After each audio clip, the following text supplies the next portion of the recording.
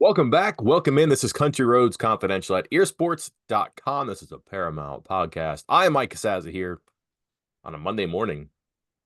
Time for some Q&A, but no offense, not from subscribers this time because, boy, Chris, did they empty their allotment of questions yesterday, Sunday, because we decided to release the initial hot board for the West Virginia basketball uh, ongoing, impending, I don't know, coaching search. Some names out there, a lot to discuss, plenty of questions, got as many as we could. Um, if you're not familiar, Josh Eilert is the interim basketball coach for West Virginia this season. That is probably going to end when West Virginia's season ends, and then West Virginia is expected to go out, open up the job, conduct a national search for a head coach. What you think about it? Isn't something that's really happened in a full faith effort, I guess, since probably Dan Dockich was hired. And I say that because I know John Beilein succeeded him pretty quickly. I'm not sure how long and far they searched that one because it was such a quick turnaround and a really bizarre situation. After that, Bob Huggins really quickly moves from Kansas State to West Virginia. He's here for quite some time. And now, boy, first time since the early 2000s, one of the top 15, 20, 25 jobs in the country is going to be open. So you waited a long time for something like that. Why wait any longer, right, Chris? We decided to jump the gun a little bit early.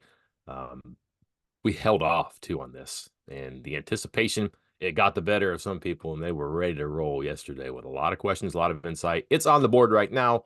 You can check it out, version 1.0. That means we're going to have more probably coming once this actually is opening. And then, because we're interactive, Chris, Q&A post up on the board with a lot of fluid information, questions that are pretty candid, that aren't going to really fit in print for a top 10, a top 12, but business as usual when it comes to a coaching search, which we're not unfamiliar with, no. Absolutely not. And for those of you who are listening to this but are not familiar with what Mike's talking about, VIP members right now, there's a reason there are so many people coming over to the board. That's the reason it was the busiest day yesterday, based off what I'm looking at right now in months. I mean, I'm still going back, but quite some time. If you are not a VIP member, HQ has put it to a 60% off VIP deal. Hop on there right now, 60% off for the entire year, and you get this coverage. So yeah, you probably won it because of this coaching search and all the things Mike's talking about with his Q&A and the information about where West Virginia is likely heading with this. But then that'll take you into spring football, official visits in the summer, transfer portal season, next football season, next basketball season, all the signing days, all this stuff, all for one very low price, 60% off VIP. Get over to the site, sign up now, and enjoy it. But now it's my turn, Mike, because you Oh, you opened it up, this Q&A thread for all the VIP members, but no Q's for me. I didn't get to ask you anything. mm, So now it's my turn. I'm being okay. selfish. All right. Now I want to take some time to ask you a few questions about this, a few of these candidates that you mentioned. But let's start with something you alluded to just a moment ago. Why now? Because technically the job is open. I guess depending on how you look at it, like it's an interim, again, 128 point font, I think you phrased it. Um, I guess that technically means it's always been open, but maybe it's technically not open because they haven't said they're moving on from the interim coach. So why now with a few games left in the season? Well, when you're guaranteed a losing record before Valentine's Day, why wait? You know, that was, and the quality of the performances was not getting better. It was kind of hard to talk yourself into the fact that they could pull this together and make good on a lot of the what ifs that they had clung to for a while. What if we get our whole lineup together and we can practice for a couple of days and then a couple of weeks and then beat some teams and climb up in the standings? And all of a sudden, here's this, sub 500 but rising West Virginia team that's on the has work to do line, right? But like there's certainly a case you could have made that, a 16 and 15 team, a 17 and 14 team that managed to scratch out, seven Big 12 wins, that would be really interesting for a selection committee to entertain. That didn't happen. So you're holding on really tight to this one possibility, and then your fingers start to slip, and then one hand's gone, and then a couple more fingers are gone, and you're just out of time, out of fingers. And Chris, you notice this, like a lot of people started to get some intel on this too. I'm not going to give stuff away, but like you and I have talked about this a bunch. People have reached out to us and confided some things and even asked some things. And all of a sudden, some of that stuff is starting to get out a little bit too. So, why run the race from behind when, maybe not first, but don't get lapped on this. And also, like, we're not pretending here. And I don't think anybody really thinks that this is going to be some miracle job save thing here at the end. And if it is, hey, no one's going to remember our hot board because they're going to be reading all the other stuff we wrote about something that's completely miraculous and unexpected too. So I don't think any harm done in this right now. I don't think anybody there is going to hold anything against the fact that there are 10 or 12 or however many people, maybe six, maybe three, that are serious candidates for this job and probably have been for quite some time before this season, sometime during their rise within this season. And then here's the important part, Chris. You're going to lean in now and find your names that you like or names that do really well, and you're going to match up what they're doing in the postseason, in March Madness. And does that make them more worthy in a fan's eye or an administrator's eye because they won their conference tournament? They got to the second weekend in the big dance. And if you're starting with a list of people that are known to be kicked about in the conference rooms with the spreads and the coffee and all that stuff, all of a sudden you start to see these names and their teams are winning. Well, it's as valuable for you as it is for West Virginia or a search firm or an agent that's trying to get their job filled by somebody that they represent or they're affiliated with. So why not do what everybody else is doing? I think your point there in the middle was the key part here was that it's being, I wouldn't say openly discussed, but it's being discussed behind closed doors. Um, Conversations obviously that you and I have had, you have had with people that now obviously because we're then hearing it from other avenues, those same discussions are being held with other people as well. So yeah, it's starting to get around. No reason to wait on it any longer. Which leads me to my next point. Is Mhm. it still, or question, not point, is it still too late? Because we've already seen a couple of these candidates, or at least one of these candidates, linked to another job where they just openly fired the coach in Ohio State and Dusty May. Is it still too late? What can West Virginia do? Are they still behind here in this race, despite the fact that this job may or may not have been open for the last year? I mean, that's going to be subjective, I think. And I go back to this. This is not college football where a coach will leave his team before a bowl game. That does not happen in college basketball because the postseason is kind of like come one, come all, and anybody can win it. So if you're in like the, I'm trying to think of a bowl game here. If you're in the Gator Bowl or whatever they even call that now too, you're not going to win the national championship. So you can skip that. But if you're a six seed from a mid major, something like that, you've got a chance to go through to a weekend, go through 2 weekends. Who knows? We've seen crazy things happen. Teams get to the Elite Eight, the Final Four, and there was a job waiting for them at the end. So why couldn't it happen to? And why do you have to expedite things? So you don't. So I don't think it's too late for West Virginia because I don't think DePaul is competitive with West Virginia in this situation. Like if they turn around and hire Bobby Hurley from Arizona State at the end of the season, one, that's going to follow through in like some rumors for a while, but also like that's not anybody that West Virginia is thinking of hiring. And you're probably looking at something parallel to that. Are they going to be competing for the same coaches? I doubt it. Ohio State, that's a bit more interesting for sure. But let me ask you this, Chris: like, what advantage does Ohio State have by just flipping over that sign that says "closed to open"? I don't know what you actually do. You still can't talk to coaches. You can, I guess, if you want to, but like a coach who's going to be a candidate for Ohio State is going to be coaching for quite a bit longer, and he's not leaving his job before the NCAA tournament.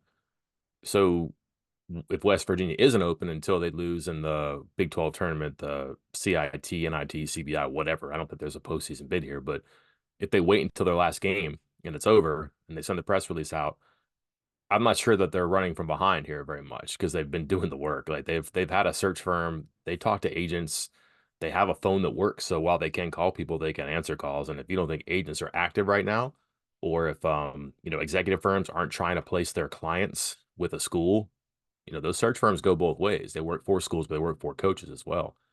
Um, then I don't know what to tell you. That's how these things work too. So while they're not officially out on the track, they're still running their race right now too. So yeah, perception to Paul is first, Ohio State is second. Reality, not that much of a difference if there's any. Right. So I mentioned Dusty May. He's on the list. He's on the hot board. And I would like to declare openly right now that he may be my personal recommendation for the candidate. And part of that reason being going back to the 3 minute video that you and I did, was it last week or the week before, where we discussed what does a new coach need? What do they have to have? And I said, they got to be able to essentially recruit and retain talent or fundraise to be able to purchase and retain talent, something along those lines, essentially coming down to the talent and being able to acquire it.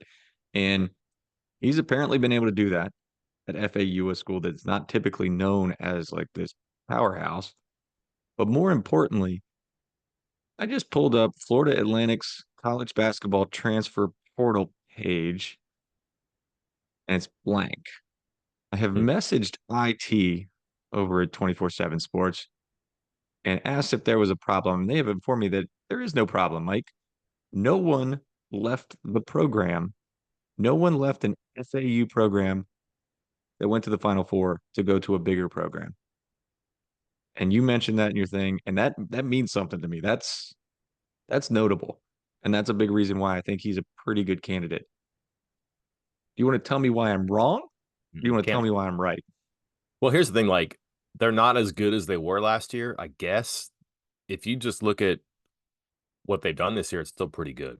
And remember now too, when you played FAU last year, it was a conference game or a non-conference game. Now you're playing a Final Four team from the prior season, and they're getting everybody's best shot. Like you can go watch them play Wichita State on the day before the Super Bowl, and like Wichita State's not having a great year. Wichita State played great, and the crowd was wild in Wichita, and that's what FAU has to deal with every game.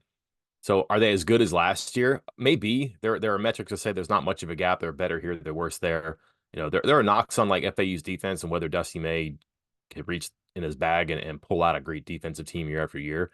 But if you look back, there's some good KenPom years on defense too. So my point being, you can nitpick here and do that, but you really have to be relative to the situation here. And here's a guy that's won tournament games, NCAA tournament, conference tournament games, but also has really lifted up a program that just doesn't do this. It doesn't.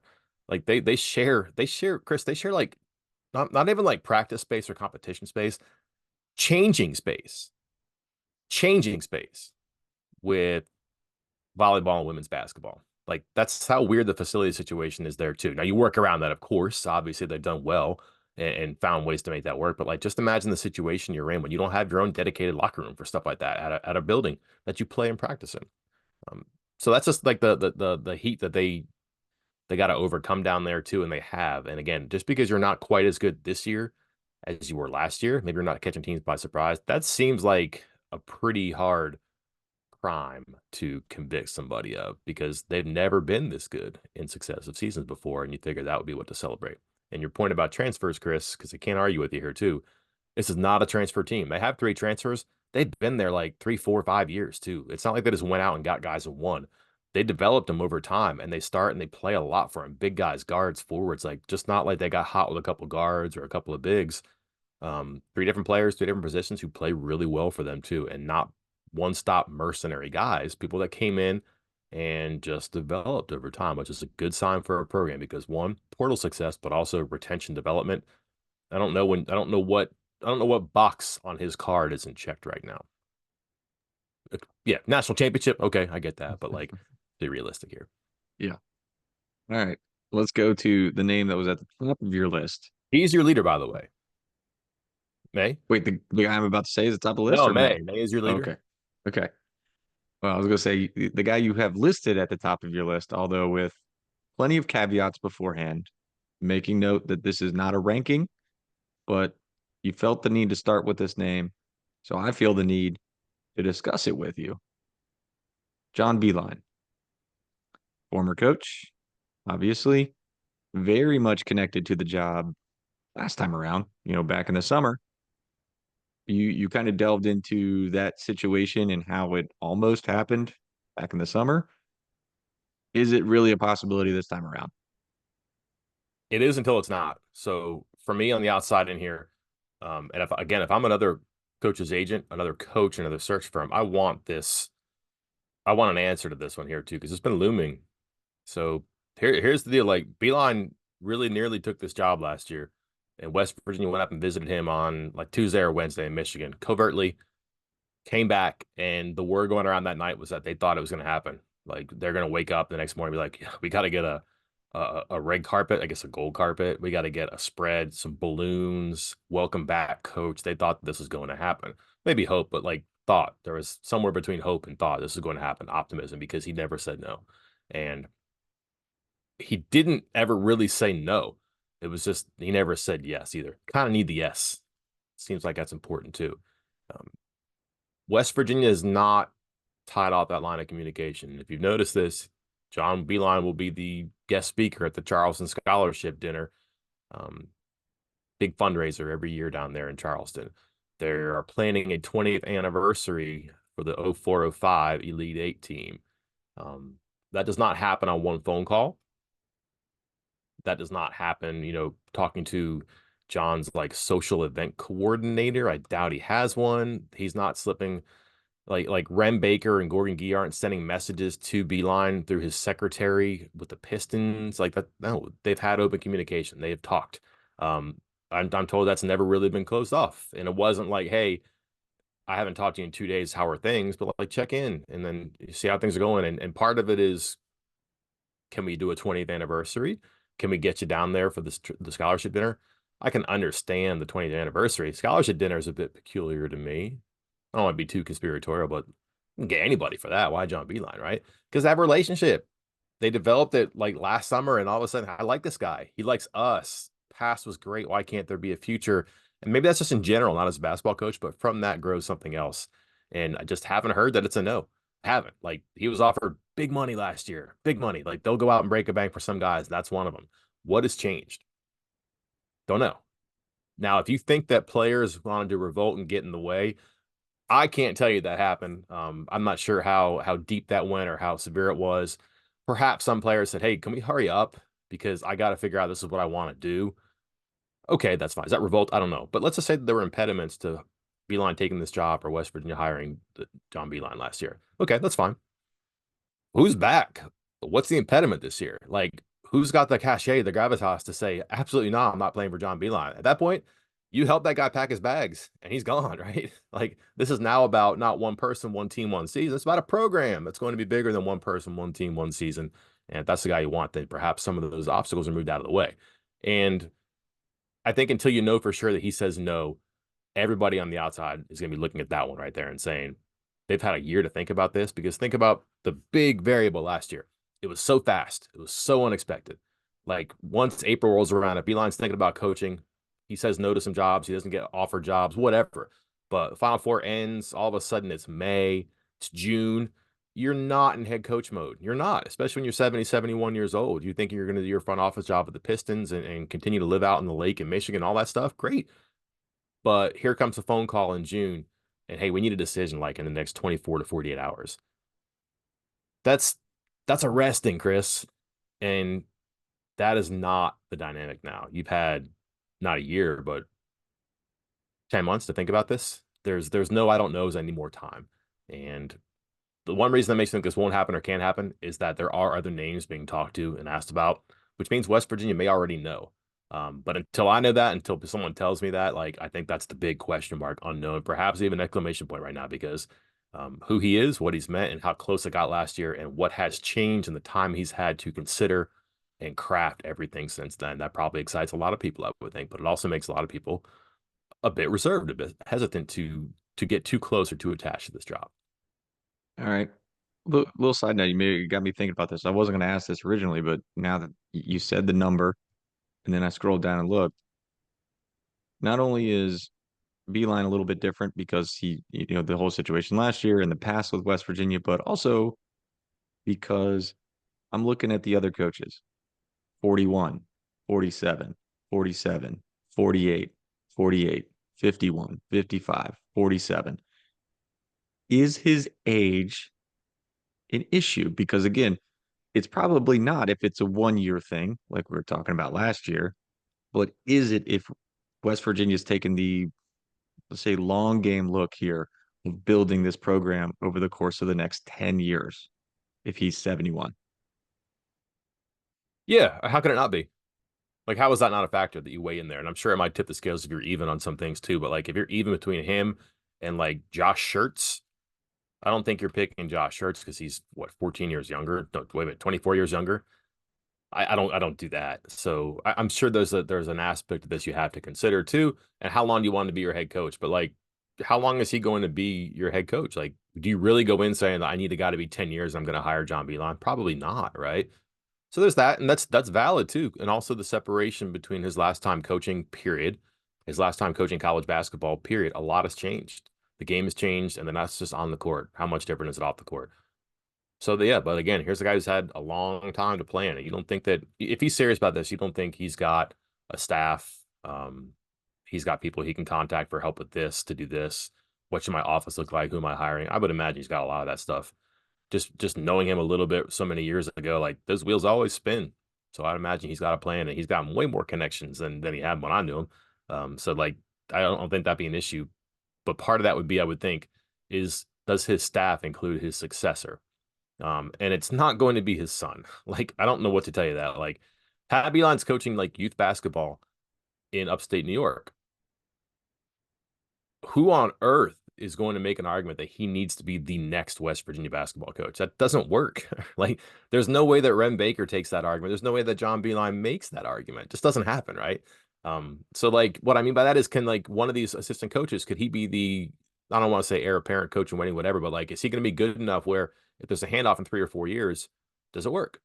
Could that be the guy? You're grooming an assistant coach, you're prepping a future, which then makes, okay, you're not going to get Beeline for 10 years, but his fingerprints could be on the program for 10 years, which is fine. And the big dynamic about all this, I think, too, is like, I think West Virginia in some regard has to prove that it's not like the Bob Huggins program, that the success fundraising or recruiting or whatever does not come from a special set of circumstances, which is a Hall of Fame graduate, Hall of Fame coach, graduate of your university, right? Those are unique.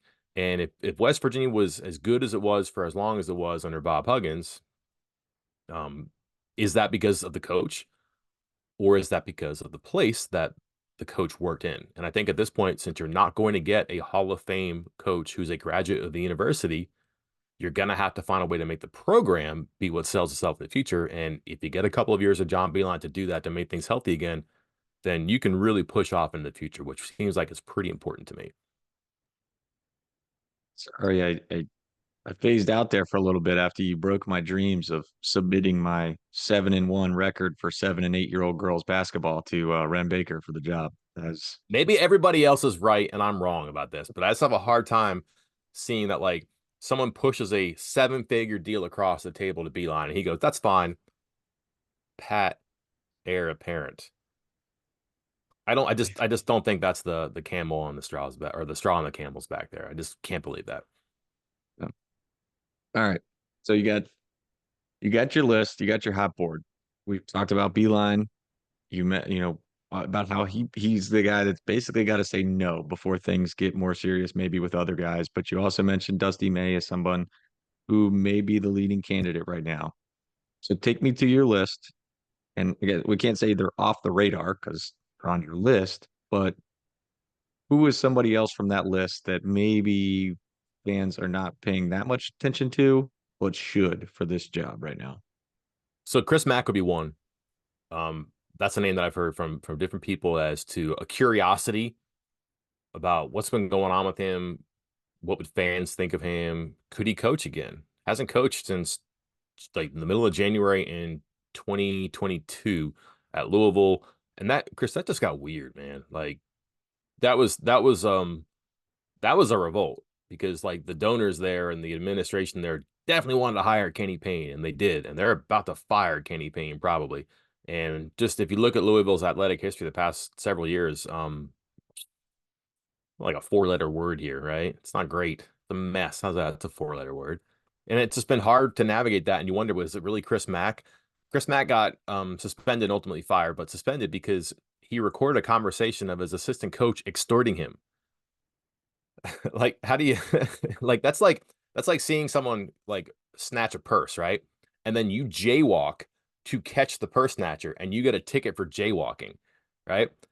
Those are the rules, right? But still, that's a really bizarre set of circumstances. So, you can look at that. You could look at like Will Wade, like what he did maybe isn't illegal now, and like people are gonna have to kind of make amends for some of these names, I think. But like Mac is one that it was so weird, and that guy won at such a high level, and not long before he got fired, they were number one in the country, and we're probably going to be a number one seed in the COVID tournament that got canceled.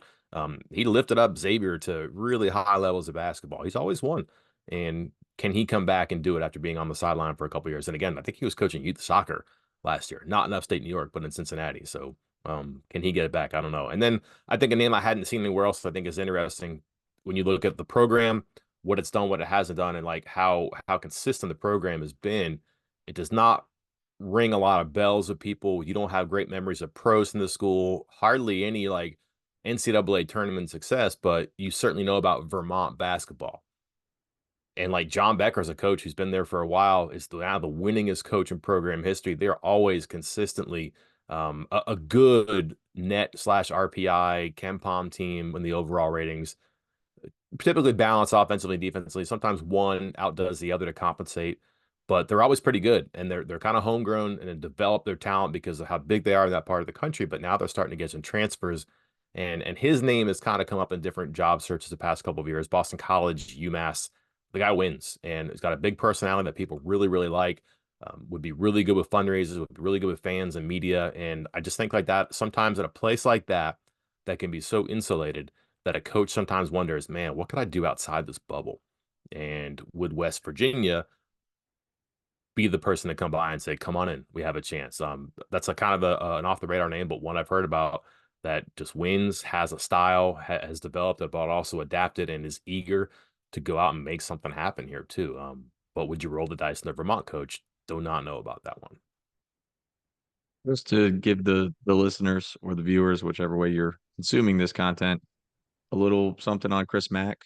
He was a head coach for 11 years, or 13 years, but the last two you just discussed with the whole extortion attempt and the assistant coach and all that stuff and the boosters.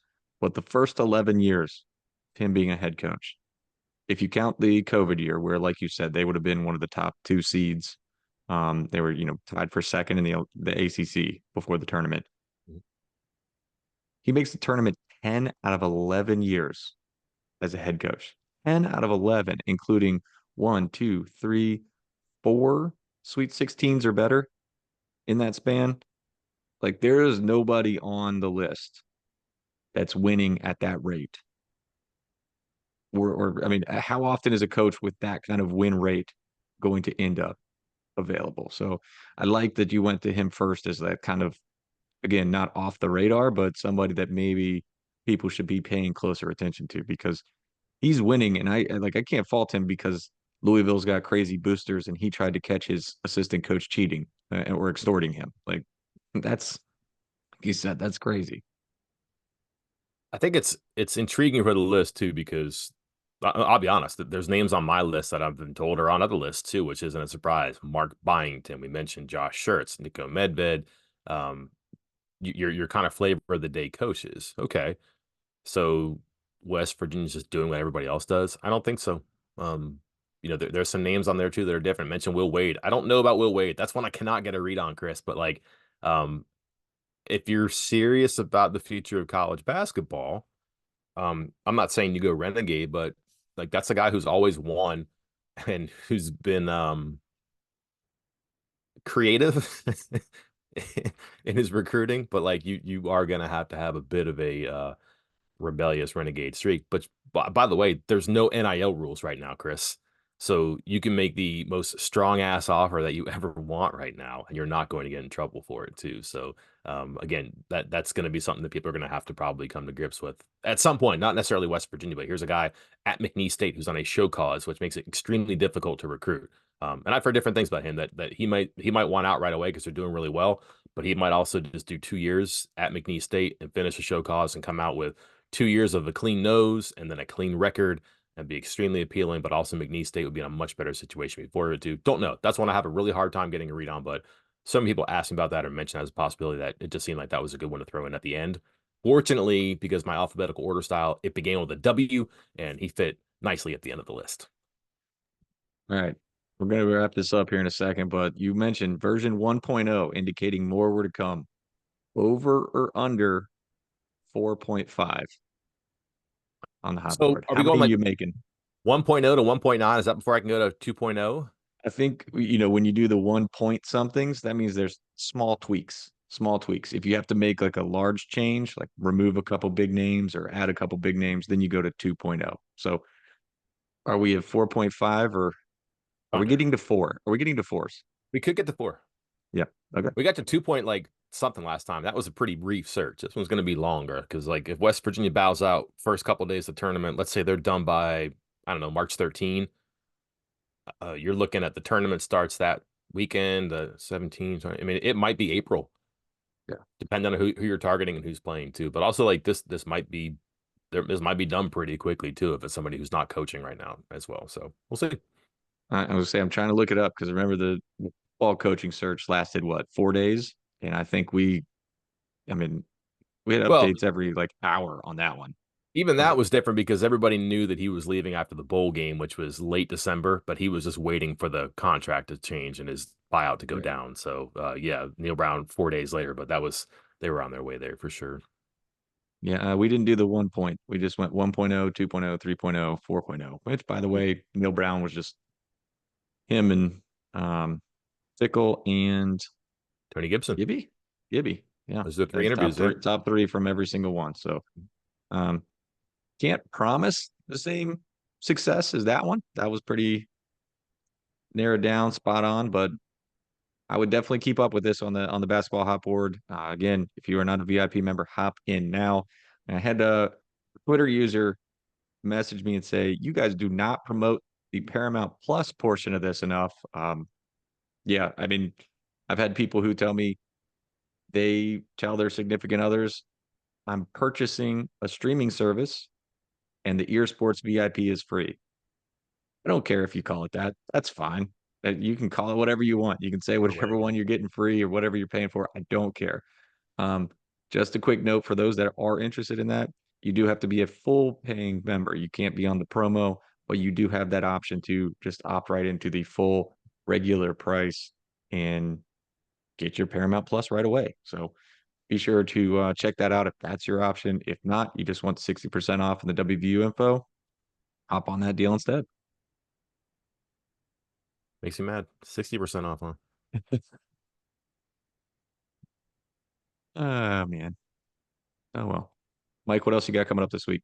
Maybe version 1.1. I'm sure somebody will call me today or message me and call me a knucklehead or how dare you say this or you forgot this guy. So maybe we'll see. But listen, West Virginia plays a basketball game tonight, and part of our reservation about waiting on this is just kind of out of deference to the team and the season. Like, probably not fun to read about your replacement online or in the paper, but still, they do have a game tonight. So there's a really interesting trend I want to explain to you, and I'll do that in print. But like, you might like West Virginia's chances tonight based on something I explained to you, Chris. And if not, hey, West Virginia trend buster. That would be a cool label for the team, I guess, this season, right?